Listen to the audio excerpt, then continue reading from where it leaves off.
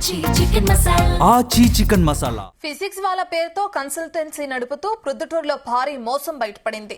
కడప, ప్రొద్దుటూరు, నంద్యాల, కర్నూలు, తిరుపతి పట్టణాల్లో ఫిజిక్స్ వాళ్ళ పేరుతో కన్సల్టెన్సీలను ఏర్పాటు చేసుకుని కొంతమంది యువకులను నియమించుకుంది ఓ సంస్థ.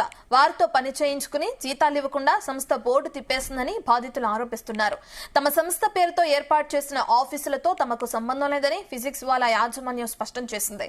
దీంతో అటు హోమస్పేటలోని కార్యాలయం వద్ద బాధితులు, కుటుంబ సభ్యులు, ఏఐఎస్ఎఫ్ నాయకులు ఆందోళన చేపట్టారు. కార్యాలయానికి ఉన్న బోర్డులను తొలగించి ఫ్లెక్సీలను చించి కాల్చివేశారు. నకిలీ సంస్థ యాజమాన్యంపై విద్యాశాఖ మంత్రి చర్యలు తీసుకోవాలని బాధితులు, ఏఐఎస్ఎఫ్ నాయకులు డిమాండ్ చేశారు.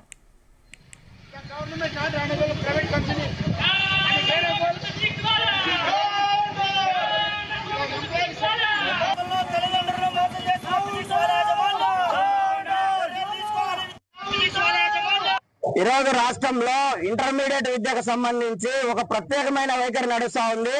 ఓ పక్కన మార్చి 18వ తారీఖున ఇంటర్మీడియట్ బోర్డు ఎక్కడా కూడా ఇంటర్మీడియట్ విజ్ఞానానికి సంబంధించినటువంటి జేఈ మెయిన్స్, ఐఐటి లేకపోతే వేరే పేర్లతో ఎక్కడా కూడా కరపత్రాలు గాని బోర్డింగ్లు గాని పెట్టకూడదని చెప్పి మార్చి 18వ తారీఖున ఇంటర్మీడియట్ బోర్డు పత్రికా ప్రకటన చేయడం జరిగింది. అలాంటి నిబంధనలను ఖాతరు చేస్తూ ఇవాళ రాష్ట్రంలో వేలాది సంఖ్యలో ప్రైవేట్ విద్యా సంస్థలు, బోగస్ విద్యా సంస్థలు రాజ్యం వెళ్తా ఉన్నాయి.